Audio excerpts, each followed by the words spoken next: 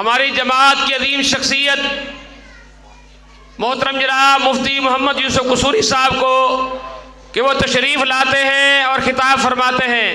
محترم جناب مفتی محمد یوسف قصوری صاحب۔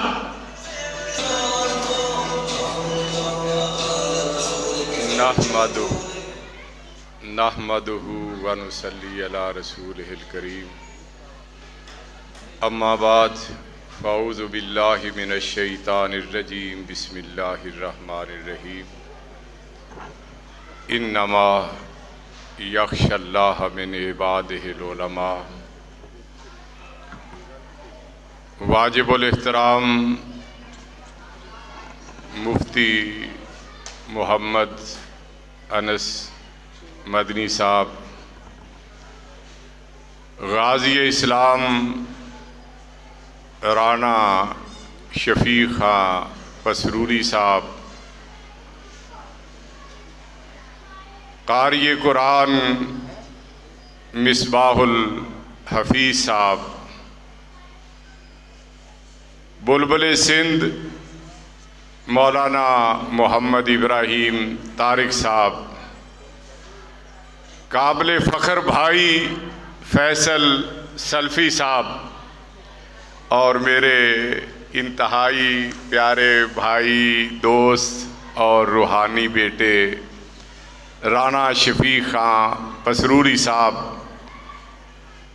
اور رانا خلیق خان پسروری صاحب، اور سٹیج پہ موجود دیگر علماء کرام، میری دائیں طرف پردے کے پیچھے بیٹھی ہوئی قابل احترام بہنوں بیٹیوں، اور میرے سامنے تشریف فرما میرے بھائیوں دوستوں ہم سفر ساتھیوں، آپ نے علماء کرام کے فکر انگیز بیانات سنے ہیں، اور انشاءاللہ العزیز تھوڑی دیر کے بعد اور بھی ایمان افروز بیانات سنیں گے۔ میں تو خطیب ایشیا، وکیل صحابہ، قاری عبدالحفیظ فیصل آبادی رحمہ اللہ سیمینار کے شرمقاء میں اپنا نام لکھوانے کے لیے بس چند باتیں عرض کروں گا۔ اللہ تعالیٰ نے بنی نوع انسان کی رشد و ہدایت کے لیے نبیوں اور رسولوں کو مبعوث فرمایا، اور انہوں نے پیغام رسانی کا حق ادا کر دیا۔ والی بطحا امام الہدا شاف روز جزا حضرت محمد مصطفیٰ احمد مجتبیٰ صلی اللہ علیہ وسلم پہ یہ سلسلہ جب مکمل ہوا تو یہ ذمہ داری العلماء ورثۃ الانبیاء کے تحت علماء حق کی طرف منتقل ہوئی۔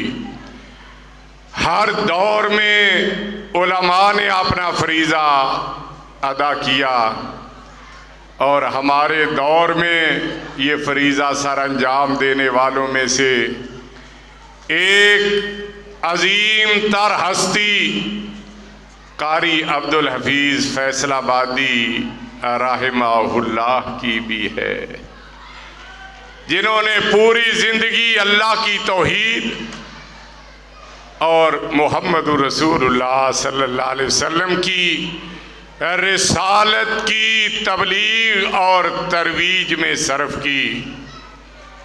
ان کے پسندیدہ عنوانات میں سے جانثاران رسول، صحابہ کرام رضوان اللہ علیہم اجمعین، اور اہل بیت اطہار، خصوصاً نبی کریم صلی اللہ علیہ وسلم کی چہیتی بیوی ہماری روحانی ماں اماں عائشہ صدیقہ رضی اللہ عنہا ہوا کرتی تھیں۔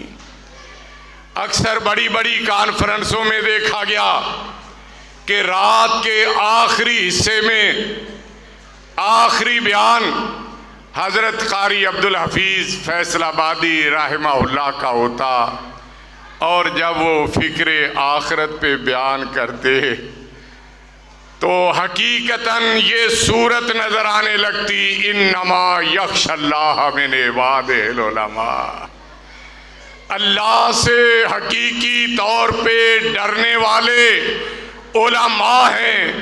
جب وہ فکر آخرت پہ بیان کرتے تو سما بند جاتا، آنکھوں سے آنسو جاری ہو جاتے، دلوں کا زنگ دور ہو جاتا، لوگوں کے دل و دماغ اللہ کی توحید اور اس کے رسول کی رسالت سے منور ہو جایا کرتے۔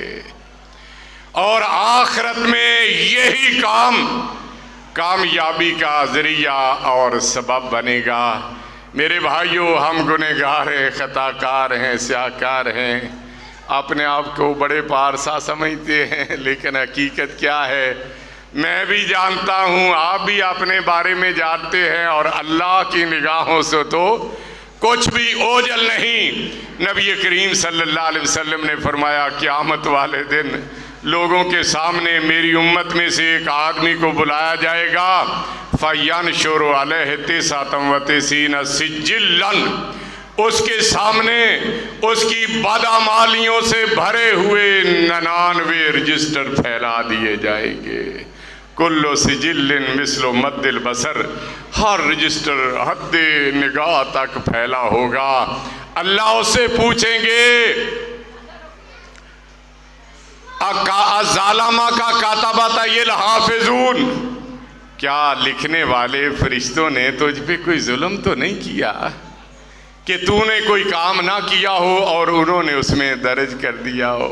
عرض کرے گا لا یا رب، پروردگار انہوں نے کوئی ظلم اور زیادتی نہیں کی، ان تمام جرائم کا مجھ سے ارتکاب ہوا ہے۔ میرے بھائیوں، میری بہنوں، ان میں سے میں بھی ہو سکتا ہوں، آپ بھی ہو سکتے ہیں۔ اللہ پوچھیں گے افلک عذر، کیا تیرے پاس تیرے ان جرائم کا، گناہوں کا کوئی مداوع ہے؟ روتے ہوئے عرض کرے گا لا یا رب، پروردگار میرے پلے تو کچھ بھی نہیں۔ اللہ فرمائیں گے بلا ان لک عندنا حسنہ، کیوں پریشان ہوتا ہے؟ ہمارے پاس تیری ایک نیکی موجود ہے۔